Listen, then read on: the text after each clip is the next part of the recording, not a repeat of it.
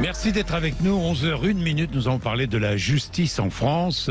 À l'origine, je souhaitais que l'on réfléchisse à travers l'actualité, évidemment, à travers les affaires Bayou, Quatennens ou autres, qu'on s'intéresse à la justice et au rôle des politiques et à la manière dont la justice était peut-être un peu déconsidérée en France. Et puis voilà que l'actualité nous a bousculés avec les infos que nous avons appris hier avec évidemment Alexis Collère mais aussi Éric Dupond-Moretti.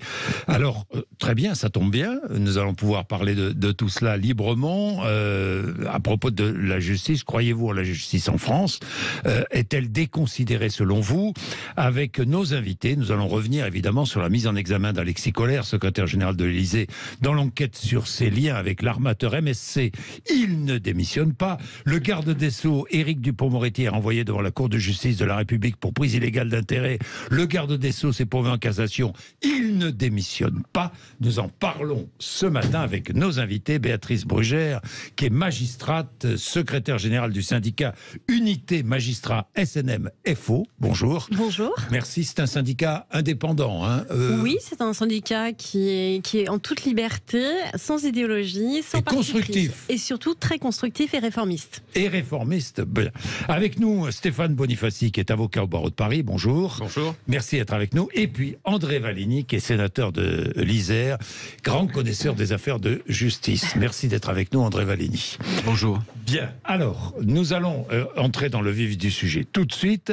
Je vais commencer avec Éric Dupond-Moretti, le ministre de la Justice, renvoyé en procès par la Cour de justice de la République. Félix Mathieu, la justice le soupçonne de conflit d'intérêts. Oui, il aurait profité de ses fonctions au gouvernement pour régler des vieux comptes avec des magistrats. On apprenait en juin 2020 que le parquet national financier aurait épluché les factures téléphoniques de plusieurs avocats, dont Éric Dupond-Moretti, quelques années plus tôt, pour tenter de trouver qui était la taupe qui aurait informé Nicolas Sarkozy et son avocat des écoutes qui les visaient.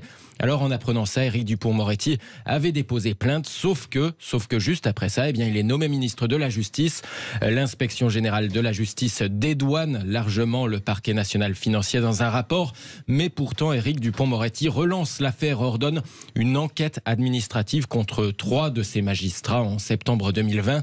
C'est cette décision qui lui est reprochée, accusation de conflit d'intérêts, même d'atteinte à l'indépendance de la justice. Doit-il démissionner, quitter son poste? Qui veut commencer? Béatrice Brugère, vous la magistrate. Écoutez, juridiquement, il n'y a rien qui l'oblige à démissionner. Il est encore, j'allais dire, sous la protection de la présomption d'innocence. Il va d'ailleurs, je pense, se défendre. C'est ce qu'il dit avec beaucoup de volonté et c'est tout à fait normal. Après, c'est plus sur le plan éthique et sur le plan fonctionnel. C'est-à-dire que sur le plan éthique, du fonctionnement des institutions, ça renvoie à la responsabilité politique d'abord du ministre, mais aussi du gouvernement qui le maintient. Oui. Ça, c'est la première chose. Le gouvernement le maintient en fonction. Donc, je renvoie la réponse au gouvernement. Et sur le plan fonctionnel, ce qui est un intérêt pour nous, magistrats, et pour tous les citoyens, alors, pour le coup, la question se pose parce qu'on est à l'orée de grandes réformes. Ça ne vous a pas échappé qu'on sort des états généraux de la justice, qu'il y a des décisions importantes à prendre, on en parlera peut-être tout à l'heure. Et qu'on a besoin d'un ministre fort, légitime, exemplaire, qui puisse impulser justement ces réformes. Et là, la question se pose, sera empêché. Est-ce qu'on peut avoir un ministre qui à la fois va être obsédé, entre guillemets, ce qui est tout à fait légitime, par sa défense, peut-être même renvoyé à un moment donné devant une juridiction, et en même temps gérer des magistrats, leur carrière et gérer des réformes? Alors écoutons ce qu'il disait ce matin à propos d'une éventuelle démission. Je suis un justiciable comme un autre, j'ai un certain nombre de droits et vous pourrez alors compter sur moi pour me défendre et pour que j'assure complètement les droits et la défense qui sont les miens. Monsieur le ministre, est-ce que vous allez démissionner? Ça n'est pas à l'ordre du jour.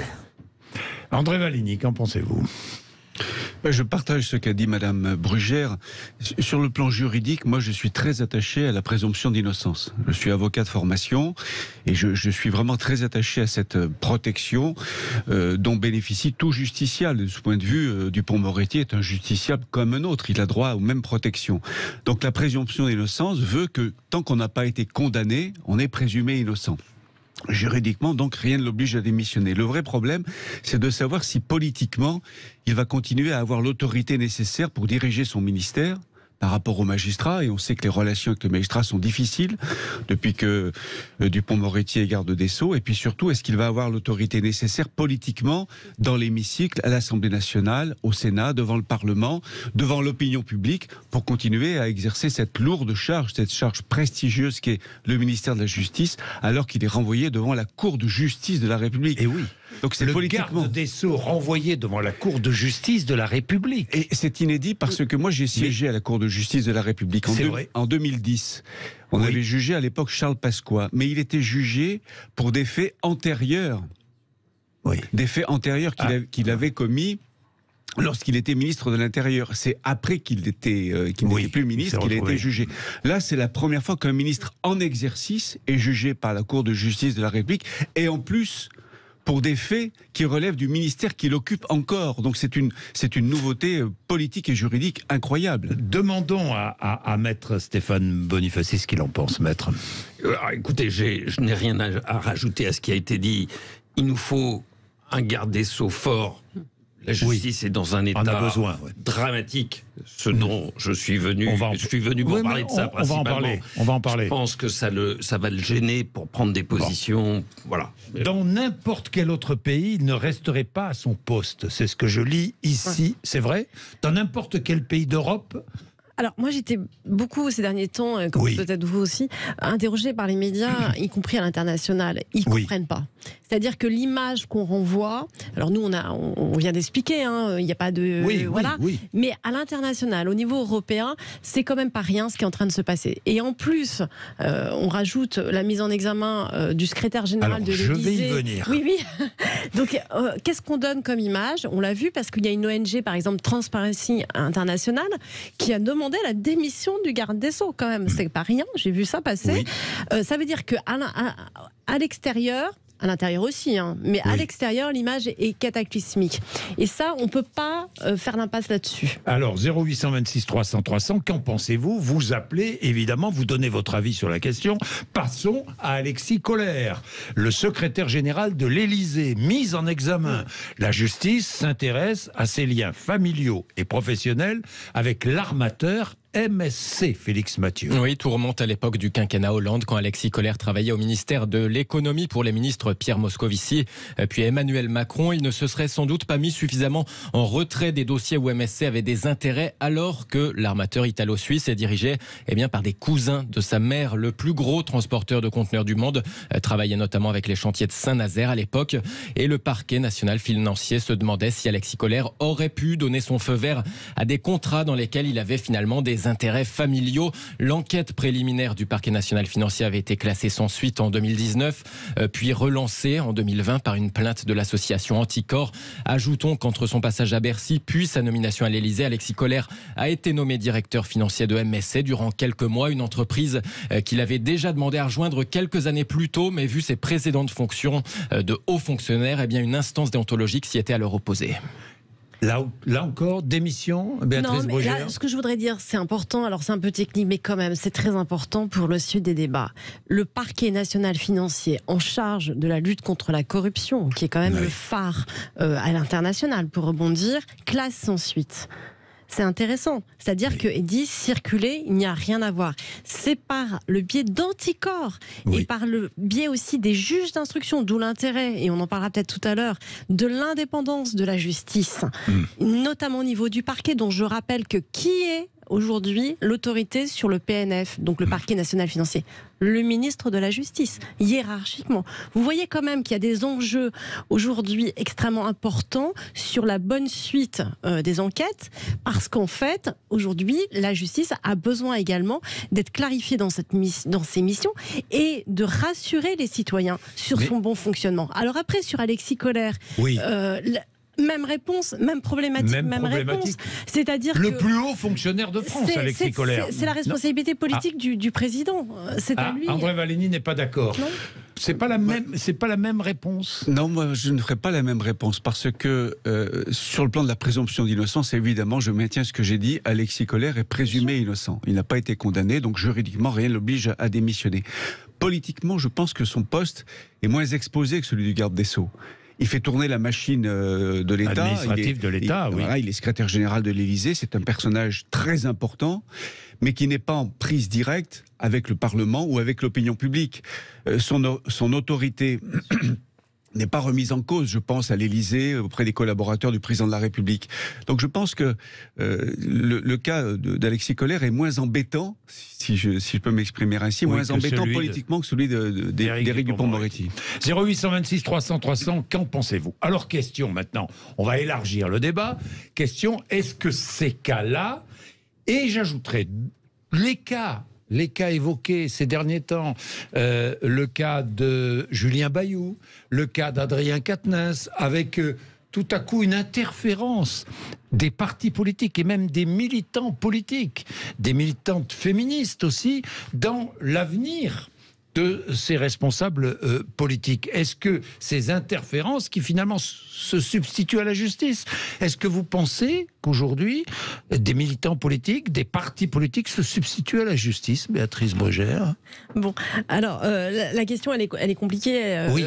Comme ça. Je pense que de toute façon, tout ce qui aide la justice, parce qu'on a un problème, je veux dire, si la justice fonctionne bien, on n'a pas besoin d'avoir à côté justement des lobbies qui font fonctionner la justice. Donc on revient au problème initial, c'est-à-dire que jamais on doit se substituer à la justice, mais s'il y a substitution, c'est peut-être parce qu'il y a défection aussi de l'autre côté. Donc c'est un juste équilibre qu'il faut retrouver, oui. Mais votre question, elle est plus large. En fait, on touche du doigt, et c'est une singularité française, la relation un peu, j'allais dire, malsaine qui existe entre le politique et la justice. On voit qu'il y a tout le temps une concurrence, une relation, un divorce. D'ailleurs, il y avait un grand professeur qui a écrit ça, le divorce entre la justice et le politique. Il faut absolument qu'on s'en sorte, parce que ça ne provoquera que des crises sur crises et des crises institutionnelles. Aujourd'hui, la crise de la justice, c'est d'abord la crise de l'État. C'est la crise de la place de la justice. Elle doit être remise dans les bons rails pour que tout le monde retrouve la bonne place au bon endroit. Toutes ces affaires que je mets, allez, j'englobe. Toutes ces affaires ne sont-elles pas en train de déconsidérer la justice? Oui ou non? Alors, en ce qui me concerne, Oui, allez-y. Non. Non. Bon, d'accord. Qu'un parti politique mette une cellule pour faire une enquête interne, oui. C'est ce que font toutes les entreprises de France quand il y a un problème de ce type qui se pose. Je ne vois pas pourquoi les partis politiques ne le feraient pas. Bien sûr. Premièrement. Deuxièmement, traiter ce genre de sujet par le biais de la justice... Pardon de le dire, mais la justice est aujourd'hui incapable de traiter dans des délais raisonnables ce genre d'affaires. Ça ne l'intéresse pas, elle ne le fait pas, ou elle le fait France Télécom. Les faits datent de quand dans France Télécom? Des faits graves, des faits graves. Les faits doivent remonter à 10 ans, facile, 15, probablement 15 ans. Donc ne disons pas il faut faire confiance à la justice, il faut mettre ces affaires à la justice. La justice ne peut pas les traiter dans les délais qui sont nécessaires pour gérer une situation de ce type. Que les partis politiques fassent ce que toutes les entreprises font en France, je ne vois pas le problème. Vrai, sauf que parfois c'est l'opinion politique qui est prise à partie, enfin qui devient parti et qui juge l'homme politique avant même que la justice ne soit saisie. André Valigny. Oui, moi je partage ce qu'a dit mon confrère avocat et ce que vous venez de dire. Lorsque l'opinion publique est prise à témoin, ça pose un problème. Voilà. Ça pose un problème. Parce qu'on a tendance, effectivement, à faire de l'opinion publique une espèce de nouveau tribunal. Oui. C'est ça qui est embêtant. Comme l'a dit l'avocat, que les partis politiques, comme les entreprises, mettent en place des sortes de chartes de déontologie, des instances de régulation, notamment sur les relations hommes-femmes, c'est tout à fait normal. Il ne faut pas que ces instances se substituent à la justice dès qu'il y a un fait pénalement répréhensible ou susceptible d'être pénalement répréhensible, il faut aller devant la justice.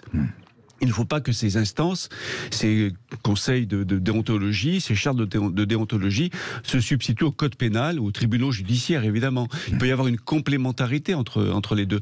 Ce qui a posé problème, c'est lorsque Madame Sandrine Rousseau, pour ne pas la citer, à dénoncer publiquement dans une émission de télévision les comportements d'un de ses collègues. Ça, c'est très embêtant, c'est plus qu'embêtant, c'est inquiétant.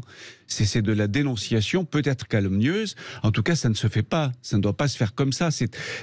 Lorsque des problèmes se posent dans un parti politique ou dans une entreprise, il faut garder ça dans l'entreprise et dans le parti politique en question. Et puis, si on s'aperçoit que les choses sont pénalement répréhensibles, aller devant la justice. Oui, Béatrice Brugère. Juste pour compléter, je suis tout à fait d'accord, mais là, on ne peut pas faire fi, enfin, il ne faut pas être naïf aussi d'un contexte d'instrumentalisation, de vengeance politique, ou en tout cas de rivalité politique. De rivalité qui est connue et qui n'est pas la première fois. Ça n'excuse pas pour autant ce qui a été fait. Au contraire, non, c'est ce que je suis en train de dire. C'est-à-dire que là, on est même sur quelque chose qui n'est pas tout à fait de l'ordre de la justice. Bien, alors, nous allons chasser aussi les idées reçues. Vous allez voir le témoignage de Julien, qui est policier, qui nous dit « la justice ne fonctionne pas, la plupart des gens qu'on arrête ne passent pas par la case prison ». Ça, c'est un reproche qui est fait constamment à l'institution judiciaire. Est-ce qu'il est mérité ou pas? Nous allons en parler. 0826 300 300. Il est déjà 11h17. Merci d'être avec nous. Est-ce que la justice est déconsidérée en France? Est-ce que vous croyez en la justice? Tiens, Julien est là, il est dans l'Essonne. Policier Julien, 30 ans, bonjour. Oui, bonjour. Merci d'être avec nous. Que dites-vous, Julien? Je dis que la justice, dans notre pays ne fonctionne pas du tout. Car je vous prends des exemples très concrets. Je vous prends une infraction comme j'ai pu en interpeller quelques auteurs. Par exemple, le vol par effraction. Donc, le vol aggravé, c'est 7 ans d'emprisonnement. Je peux vous assurer que, et vous pourrez demander à tous les policiers de France, que tous les gens qu'on interpelle, par exemple, pour les vols par effraction, ils ne font jamais 7 ans. S'ils font déjà 5-6 mois de prison ferme, c'est déjà énorme. Et ça, c'est pour toutes les infractions, que ce soit pour des contrôles judiciaires, pour un non-respect de contrôle judiciaire, pour que ce soit pour trafic de stupéfiants. La plupart des gens qu'on arrête déjà sont des multirécidivistes, et ça c'est tout le temps le cas. Donc on a souvent une tranche ultra minoritaire de récidivistes qui continuent les infractions qu'ils font généralement très souvent, et ils ressortent quasiment tout le temps, et sans passer par la case prison. Et ça, c'est vraiment un réel problème. Oui. Pour vous, c'est un problème. Alors, c'est un reproche qu'on fait constamment à la justice, Béatrice Brugère. Vous êtes magistrate. Moi, j'entends très bien ce que vient de dire monsieur, qui sont 3 points, si je puis me dire, très importants. Le déclassement, c'est-à-dire que oui, on fait tout à la baisse. Oui, c'est vrai, les 3/4 des infractions qui sont criminelles sont jugées en correctionnel, que par rapport aux peines encourues, on n'est pas du tout obligatoirement sur des échelles de peine et de prononcer de peines importantes. Ça, c'est tout à fait vrai, ce que vient de dire cette personne. Deuxièmement, il vient de dire quelque chose de très intéressant, qui me semble fondamental et que les anglo-saxons ont compris parce qu'eux, ils font de la criminologie, c'est-à-dire qu'ils travaillent sur le réel. C'est qu'en fait, c'est une minorité de délinquants qui provoque une majorité d'infractions. Or, comme la justice est un peu à l'aveugle, pour dire les choses de façon diplomate, elle n'a pas cette capacité à être proactive, ce que font les anglo-saxons, ce qu'on appelle du renseignement criminel, c'est-à-dire qu'elle concentre ses forces, qui sont déjà pas nombreuses, sur ceux qui sont les plus, impactants sur le plan criminel. Et nous, on a une politique, et vous le savez, de poursuite pénale extrêmement importante. On poursuit quasiment tout aujourd'hui, il faut le savoir. On a un taux de réponse pénale. On devrait se concentrer sur les multirécidivistes. Mais ça veut dire derrière avoir une politique très précise criminelle, de connaître son terrain criminel, d'avoir des politiques proactives, des politiques locales, etc. Troisième point que monsieur a soulevé et qui est aussi très important, c'est celui de la peine, c'est-à-dire celui de la réponse pénale. On sait très bien qu'aujourd'hui, on a un problème sur la réponse pénale parce qu'on manque de places de prison, tout ça est connu, archi connu. Or, l'État, en fait, n'avance pas sur ces sujets. Mais surtout, on a une injonction contradictoire. Il faut bien comprendre. C'est que c'est pas qu'on est laxiste, parce qu'on prononce, si on regarde les textes, on prononce beaucoup de peines. C'est qu'on a un problème sur ce qui est prononcé et ce qui est exécuté. D'abord, ce qui est exécuté ne ressemble pas à ce qui est prononcé, et ce qui est exécuté... Mais pourquoi ? Parce qu'en fait, on a des injonctions contradictoires. La loi nous demande d'aménager, de prononcer le moins de peines de détention. Il faut savoir qu'aujourd'hui, la prison doit être l'exception. On a encore eu une circulaire pénale très intéressante, il n'y a pas plus tard que 15 jours. Très intéressante. Première partie, il faut poursuivre, etc. Deuxième partie, n'oubliez pas d'aménager les peines, parce que vous comprenez, on n'a pas de place dans les prisons. Donc à un moment donné, il va falloir en sortir, c'est-à-dire qu'on ne peut pas avoir un double discours permanent. Et puis dernier point, excusez-moi d'être un peu longue, c'est que le temps d'exécution est extrêmement long. Aujourd'hui, pour vous donner une idée, n'est exécuté tout de suite que les mandats de dépôt ou les peines criminelles, c'est-à-dire immédiatement, sortie de comparution immédiate. Le reste, pour avoir un taux d'exécution au pénal à peu près de 93-94% d'exécution, il faut attendre 4 ans. Ah d'accord. Voilà. Ah oui, oui. La lenteur de la justice, donc. Oui, c'est un sujet. Les peines qui sont prononcées, mais qui ne sont pas appliquées. Elles sont modifiées. Elles sont modifiées parce la lenteur de la justice. Vous voulez ajouter quelque chose, monsieur, à ce que vient de dire Béatrice Brugère? Oui, parce que laxiste, on a environ 75 000 détenus. On est plutôt dans la moyenne haute européenne en nombre de détenus, donc c'est pas vrai. On n'est pas laxiste. Ça dépend avec qui on se compare. Si on se compare avec la Hollande, l'Allemagne, la Belgique, on est largement au-dessus. Donc non, le laxisme n'est pas une accusation juste. Bon, mais alors quelle est l'accusation juste? L'accusation qui était faite là, c'est qu'on... Vous entendez ce qu'a dit Julien? Oui, mais on n'a pas de politique pénale dans ce pays. Il n'y a pas de politique pénale qui soit discutée dans ce pays. Sur quoi se concentre la police? Est-ce qu'on peut en débattre? Sur quoi se concentre la police aujourd'hui? Elle se concentre majoritairement sur le trafic de stupes. Quel est le résultat de cette politique de répression du trafic de stupes? Zéro. On fume en France du shit autant qu'on en fume ailleurs.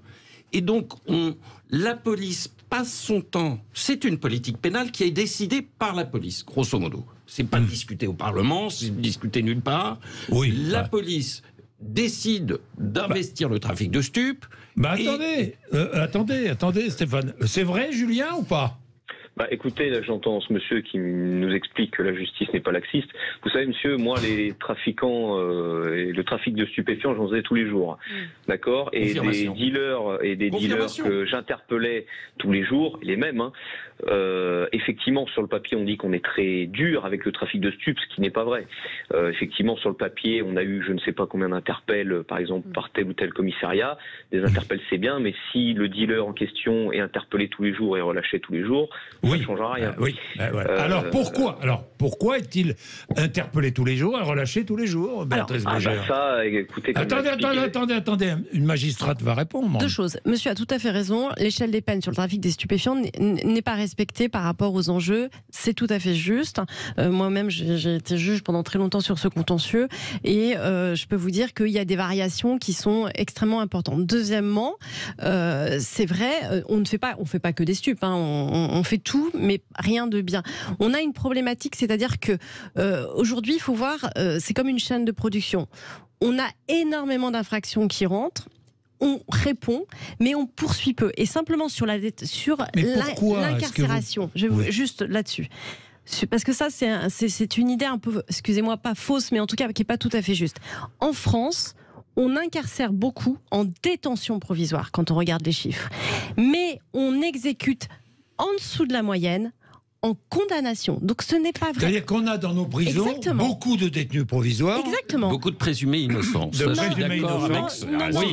mais c'est pas ça que je voudrais dire. Je termine. Ça veut dire qu'en fait, en exécution de peine ferme, en fait, on est en dessous de la moyenne. Et ça rejoint ce que dit monsieur. Pourquoi ? Parce que la politique pénale, je le dis et je le redis, c'est de nous dire, vous incarcérez le moins possible, vous faites du milieu ouvert le plus. Or, aujourd'hui, et c'est la vraie question, c'est-à-dire qu'on a choisi le milieu ouvert. Alors, milieu ouvert, c'est-à-dire les alternatives. À la prison. Voilà.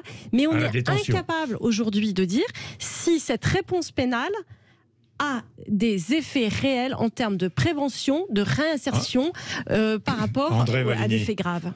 Que répondez-vous à Julien ? Parce que la préoccupation de Julien, on l'entend tous les jours, vous aussi d'ailleurs. Oui, je l'entends tous les jours, notamment dans mon département de l'Isère. De l'Isère. Et pourtant, les chiffres sont là. les peines prononcées sont de plus en plus nombreuses, bien sûr, parce que la population augmente, la délinquance augmente, mais elles sont de plus en plus lourdes. Les peines prononcées sont de plus en plus longues en termes d'emprisonnement. Mais l'érosion est plus forte. L'exécution ne va pas jusqu'au bout, c'est vrai. L'érosion est forte, vous avez raison, Madame Brugère. Et je réponds aussi que la politique du tout carcéral, elle a été essayée aux États-Unis. Elle n'a pas donné les résultats escomptés. Il ne faut pas croire que plus on mettra des gens en prison, plus les choses s'amélioreront. Ce n'est pas vrai. Le problème dont on souffre en France, c'est le manque de moyens de réinsertion, le manque de moyens financiers pour assurer la politique pénale de réinsertion dont parlait Madame Brugère. Vous savez qu'en France, il y a 10,9 juges pour 100 000 habitants. En Allemagne, 24,5. Plus du double. En Grèce, 26,8. En Pologne, 25,5, au Portugal, une vingtaine.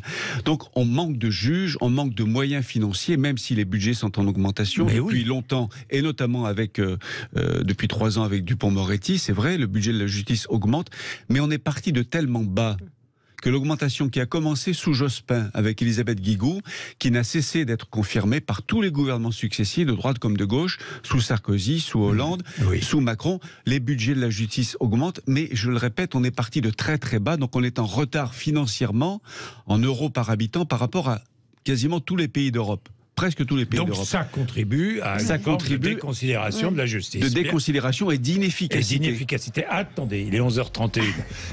J'ai une petite pub à faire. Merci Julien pour votre intervention vraiment utile. Merci Julien.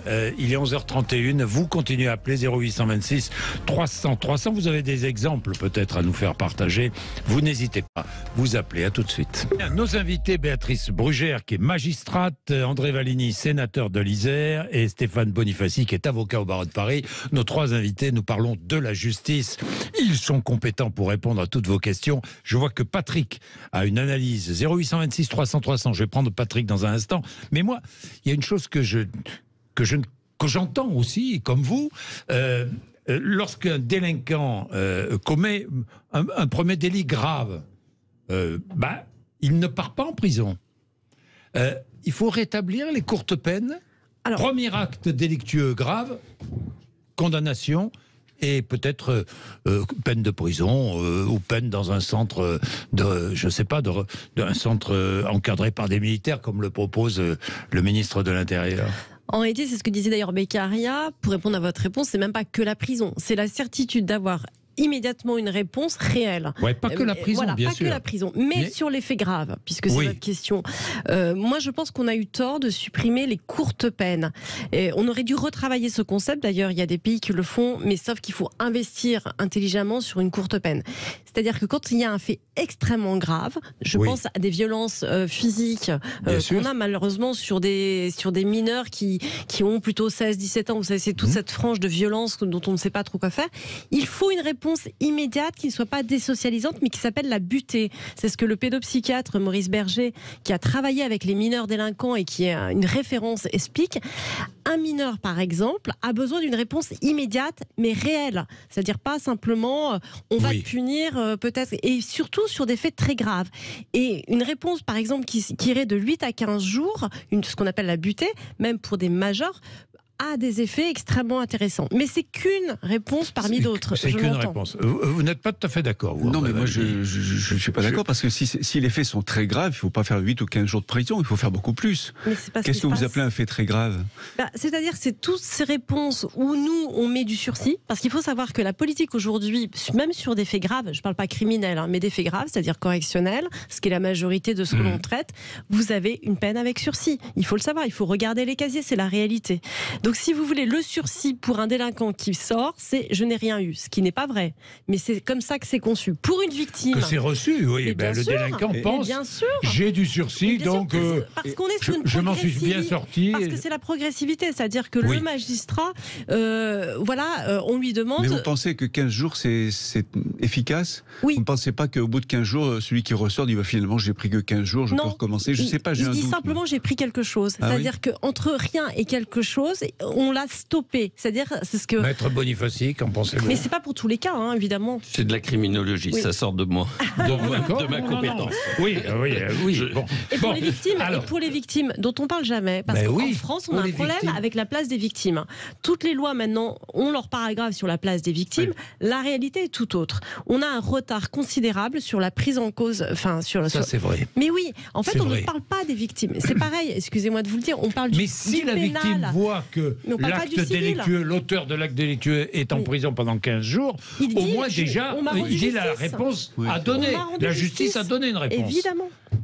Et oui, peut-être aussi. Patrick est à Bélestat dans l'Ariège. Bonjour Patrick. Bonjour Jean-Jacques. Bonjour. Merci vraiment d'être avec nous Patrick. Je vous en prie. C'est un plaisir. Alors, qu'est-ce que vous dites? Écoutez, moi je voudrais d'abord dire que j'ai confiance dans la justice de mon pays. Oui. Je suis bien content de vivre en France et d'avoir une justice, une véritable justice. Oui. Même si elle n'est pas parfaite. Voilà. Oui, ça c'est vrai. Oui, c'est vrai. Il faut quand même pas oublier que dans certains pays, il n'y a pas de justice, une justice parfaitement expéditive. Oui. Voilà. Même si à l'heure actuelle, certains voudraient retourner à certaines justices expéditives. Enfin, ne parlons pas de l'actualité, des activités brûlantes. Oui. Ceci dit, malgré tout, j'essaye d'avoir un avis mesuré. Car généralement, on nous fait réagir ou on réagit par rapport à des dossiers que l'on ne connaît pas. Alors moi, quand je ne connais pas un dossier, j'évite de donner mon avis parce que je n'ai pas tous les éléments. Vous avez raison, Patrick. Cependant, j'ai du mal à comprendre certaines décisions, notamment lors d'un procès, une personne est acquittée en première instance et sans éléments nouveaux, elle est condamnée en deuxième instance. Je ne veux pas citer de nom, mais ça s'est produit assez souvent. Autre chose, j'ai du mal à comprendre certaines décisions, carrément. Je pense à Mireille Knoll, qui s'est faite massacrer par 2 individus, et on a trouvé l'excuse du cannabis. Oui. Là, j'ai du mal à saisir. Donc vous dites il faut plus de pédagogie pour expliquer les jugements et les verdicts. Je ne sais pas s'il s'agit de plus de pédagogie, mais moi, ce qui me gêne aussi, là, peut-être une de vos invités présents risque de bondir, ce qui me gêne, c'est que il existe un syndicat de la magistrature. Alors je pense que lorsque effectivement les juges d'instruction, et surtout, je pense surtout à eux parce que c'est un homme seul, lorsqu'il est politiquement très très marqué, et je ne sais pas, je sais que les hommes ne sont que des hommes, va-t-il pouvoir faire abstraction de ses convictions, de ses convictions pour pouvoir être parfaitement impartial? Alors, justement, nous avons une syndicaliste qui n'est pas au syndicat de la magistrature, un syndicat plus à gauche que vous, Béatrice Brugère, disons clairement les choses. Je suis ni à gauche ni à droite. Voilà, vous êtes ni à gauche ni à droite. Non. Le syndicat de la magistrature est un syndicat engagé politiquement. Oui, et assumé. Et il le dit, et assumé. Oui, ils sont nés en 68, c'est assumé. Alors, est-ce que ça peut jouer, d'ailleurs, est-ce que ça peut jouer cet engagement pour un juge d'instruction, par exemple, qui serait membre du syndicat de la magistrature? C'est un peu délicat pour moi, puisque je suis dans un autre syndicat, évidemment, de répondre. Mais j'entends, parce que c'est pas la première fois, en effet. Je crois que ce qui est très important, c'est l'image que l'on renvoie. L'image d'impartialité, plus que d'indépendance d'ailleurs, mais on peut être engagé et être tout à fait impartial, et je l'espère, et c'est ce qu'il faut souhaiter. Ceci dit, je milite, et le mot est fort, pour dépolitiser la justice. Je crois que justement c'est ce qui nous tue à tout niveau, y compris dans la relation avec l'exécutif, y compris dans le positionnement aujourd'hui du ministère de la Justice. Je crois qu'une grande réforme d'envergure s'impose, et elle passe évidemment par ces questionnements aussi de magistrats qui peuvent être plus ou moins engagés. Je crois que les citoyens ont le droit d'exiger de nous cette éthique de neutralité, d'impartialité.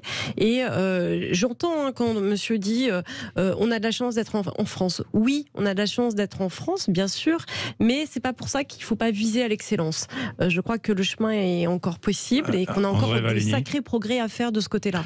Alors il y a 2 choses, il y a l'indépendance et l'impartialité. Sur l'indépendance, des progrès ont été faits.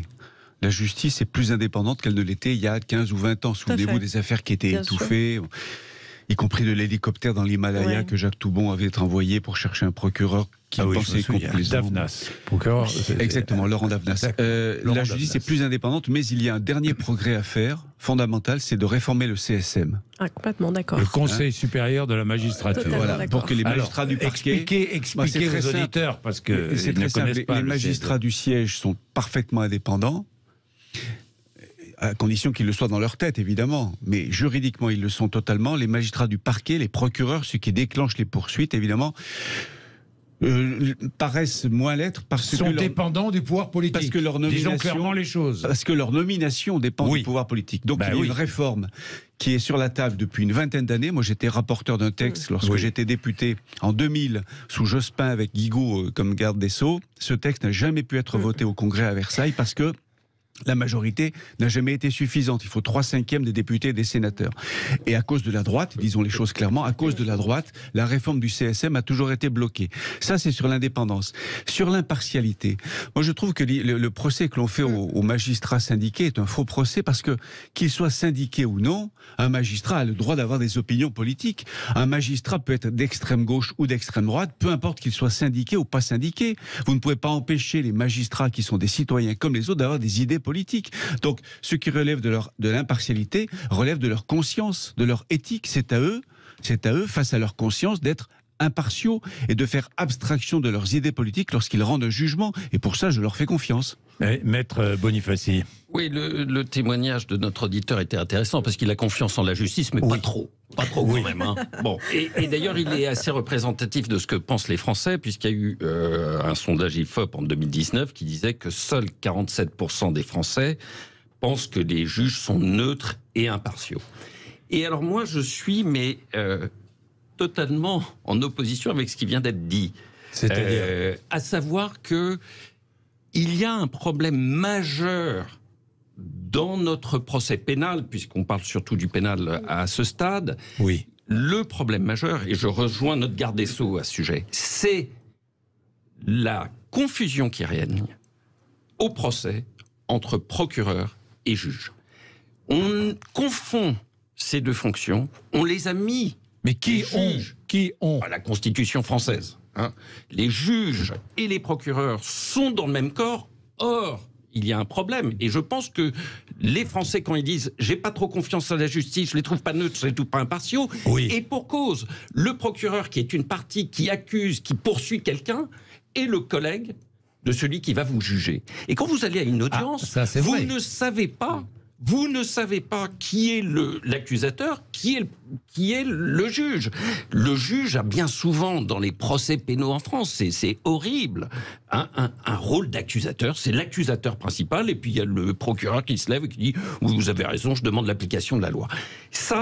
Ça contribue à ce que nous dit Patrick. Vous êtes d'accord avec Maître Bonifaci? Oui, je suis d'accord. Lorsque nous avons remis nos conclusions après les travaux de la commission parlementaire sur l'affaire d'Outreau, nous avions proposé la séparation, dont on parle depuis si longtemps, la séparation entre le siège et le parquet. Sauf que c'est un chiffon rouge. Dites le siège-parquet pour que l'auditeur comprenne. Le siège, ce sont les juges qui jugent, qui rendent le jugement. Voilà. Le parquet, ce sont les procureurs qui poursuivent, qui accusent. Voilà. Donc nous avions proposé... Vous avez les procureurs qui accusent, les magistrats qui siègent et qui rendent le jugement, qui jugent. Voilà. Et puis, évidemment, ils sont dans le même corps. Ils sont dans le même corps, mais ils n'ont pas la même indépendance vis-à-vis du pouvoir politique. Ils sont dans le même couloir parfois. Et on avait vu dans l'affaire d'Outreau qu'il y avait une espèce de connivence, enfin, entre le procureur et le juge d'instruction. Ça arrive, cette Mais vous savez, Monsieur Bourdin, vous savez qu'en Allemagne, ils sont dans des bâtiments séparés. Dans des bâtiments séparés. Mais ça paraît sain. Oui, mais les syndicats de magistrats veulent l'unité du corps. La plupart des syndicats de magistrats veulent garder l'unité du corps. Peut-être pas vous, Madame Brugère, mais... Moi, je suis toujours ouverte à toutes les bonnes propositions. Tant mieux. Je pense que ce qu'on avait proposé après la commission Outreau, c'est qu'au bout de 5 ou 10 ans, un magistrat doit choisir entre le siège ou le parquet. Ce n'est pas le même métier. Alors on va y revenir. Béatrice Brugère, vous allez pouvoir répondre. Ce n'est pas le même métier. Je pense que Maître Bonifaci a soulevé un point important qui permettrait peut-être d'éclaircir les choses, la situation pour le citoyen. Parce que pensons toujours au citoyen. C'est lui qui a affaire à la justice. Hein, le citoyen ne comprend pas le citoyen, qu'il soit accusé ou victime, c'est lui qui a affaire à la justice. Il ne comprend pas toujours le fonctionnement. 11h47, vous êtes sur Sud Radio. Merci, 0826 300 300. Bien, nous parlons de la justice. Et vous le savez, vous êtes prioritaire. Vous appelez 0826 300 300 et nous vous écoutons. Christophe, vous êtes à Nice. Bonjour Christophe. Oui, bonjour à tous. Oui, je suis à Nice. J'ai grandi dans les quartiers difficiles en ce qui me concerne et je connais bien la mentalité des jeunes de ces quartiers. Oui. Pour l'avoir plus que pratiqué. Donc en fait, on méprise la justice profondément. On sait qu'on a un permis d'impunité parce qu'il faut au moins 3 ou 4 fois avant de risquer quelque chose. Et la 3e ou la 4e fois, en général, c'est des travaux d'intérêt généraux. Donc c'est comme si on dit que les prisons sont pleines, c'est simplement parce que les gens n'ont pas peur d'y aller. Donc ça donne plus de candidats. Et j'ai même connu, j'ai connu aussi le père d'un de mes copains qui m'expliquait, lui avait fait 20 ans de prison, et il m'expliquait que avant, donc ça date, c'était bien avant, c'était vers 60 je pense, lui expliquait que la prison, il devait regarder le mur et les matons, enfin c'était très sévère. Et il me disait aujourd'hui la prison c'est du gâteau. Donc si c'est du gâteau... c'est du gâteau, tout dépend des conditions de vie en prison. C'est du gâteau peut-être au niveau autorité, mais c'est peut-être pas tout à fait du gâteau au niveau conditions de vie dans certaines prisons. N'y étant pas allé moi-même, je répète juste que par rapport à... Donc aujourd'hui il aurait 70 ans, ou il aurait 70 ans, donc il a fait ça il y a plus de 50 ans, cette personne-là. Il disait que la prison était sévère et qu'on avait peur d'y aller. Si vous n'avez pas peur d'y aller et que vous savez qu'il faut plusieurs fois avant qu'on vous interpelle, avant de risquer quoi que ce soit, il me semble... En fait, il faut juste de la sévérité et ça fait peur à personne. Donc c'est même bizarre de s'étonner. Alors, vous parliez tout à l'heure de solutions. Je comprends, moi, les magistrats qui veulent avoir... elle parle très bien, d'ailleurs, votre magistrate, parce qu'elle explique des choses, je trouve ça assez honnête, sur le process. Mais si vous parliez tout à l'heure Sarkozy avait proposé de faire des peines qui manquent peut-être d'humanité, de faire des peines qui soient directement machin. Mais si je suis magistrat, je peux dire non, je ne suis pas pour ça. Mais par contre, si je sais que je mets 4 ans ou 5 ans avant de régler une affaire, il faut se rendre à l'évidence que c'est peut-être une solution. Ça, et ce que vous disiez tout à l'heure, peut-être pour les jeunes qui font la première fois une connerie, il faut que ce soit sévère. Vous parliez de l'armée, pour pas les mettre dans une prison avec forcément d'autres jeunes. Mais il faut qu'ils aient peur d'aller en prison. Sinon, pour moi, et en plus, il n'y a que la peur qui amène... Oui, alors Christophe, vous confirmez ce que disait Béatrice Brugère tout à l'heure. Oui, et alors, moi j'ai pas eu le temps de développer, mais peut-être pour essayer de convaincre aussi André Valigny sur cette idée qui est en fait une idée assez novatrice. L'idée des courtes peines, ça serait de mettre justement des gens dans des établissements qui ne soient pas ceux des prisons.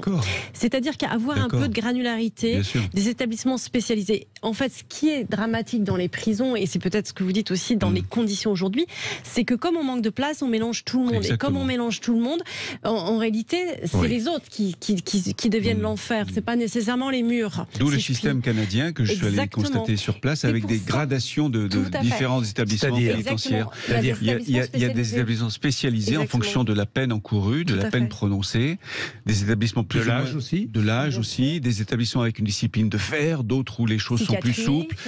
C'est formidable. Un accompagnement psychiatrique. Au Canada, vous passez des mois, lorsque vous êtes condamné à une longue peine, vous passez des mois d'examen de votre personnalité psychologique, etc., avant qu'on vous affecte dans un établissement. Les Canadiens ont multiplié par 10 en 10 ans le budget de la justice, il y a quelques années de ça. Ça a été très critiqué, très critiqué. L'opinion publique était contre. On met trop d'argent dans les prisons, ça coûte trop cher, tous ces voyous, on les traite beaucoup trop bien. Aujourd'hui, au Canada, il y a un consensus sur le fait que cette politique pénitentiaire qui a coûté très cher est une réussite. La récidive a baissé parce qu'on a mis les moyens nécessaires avec des établissements pénitentiaires spécialisés, avec un examen périodique tous les 6 mois de l'évolution du parcours du prisonnier. C'est formidable ce qu'a fait le Canada, mais il faut du courage politique pour le faire parce que ça coûte très cher. Il faut du courage, et si je puis me permettre de compléter, je suis tout à fait d'accord, puisque c'est ce que nous on propose depuis des années, c'est-à-dire de construire des prisons avec des établissements spécialisés, quartiers de très haute sécurité pour les terroristes. Aujourd'hui, on a une problématique psychiatrique en prison, c'est-à-dire qu'il y a des gens qui sont en prison parce qu'ils sont surtout malades, et tout le monde se les renvoie, et on ne les soigne pas parce qu'on n'a pas les moyens. Donc évidemment qu'il faut faire un investissement matériel, mais aussi intellectuel. Les Canadiens, ça marche pourquoi? Parce qu'ils travaillent sur le réel, c'est ce que je disais tout à l'heure. C'est-à-dire qu'ils ont une analyse criminologique. On ne mélange pas les choux et les carottes. On ne mélange pas tout le monde. Or, nous sommes dans cette incapacité parce qu'on n'a pas d'analyse sérieuse. On n'a pas investi le champ intellectuel aussi. C'est-à-dire que ce n'est pas que des moyens. D'ailleurs, je termine là-dessus. le rapport qui avait été fait par vos collègues du Sénat, très intéressant, Philippe Bas, il y a 5 ans, qui s'appelait « Sauvons la justice », a un premier chapitre très intéressant qui dit « Comment est-ce possible ?» Parce que c'est vrai, le budget ne cesse d'augmenter, or les résultats ne cessent de se dégrader. Pourquoi le ministère de la Justice, alors qu'on augmente les moyens, est de plus en plus déficient? Parce que c'est le logiciel qui ne fonctionne pas. Donc ça ne sert à rien de mettre des moyens si derrière vous n'avez pas une vision. Bien. Merci Béatrice Brugère, merci. Vous vouliez dire un mot? Oui, parce que... et ça a déjà été dit, il faut être intelligent. Il faut avoir une politique pénitentiaire intelligente, mais pensez que le tout carcéral, vous l'avez dit, monsieur le sénateur, pensez que mettre les gens en prison, ça va faire baisser la délinquance. L'expérience des pays étrangers nous dit exactement le contraire. Oui, c'est pas les pays qui incarcèrent qui ont le moins de délinquance, c'est plutôt d'ailleurs le contraire. Bien, merci à tous les 3 d'être venus nous voir pour parler de la justice. C'était absolument passionnant, et merci à tous les auditeurs qui sont intervenus. 0826 300 300.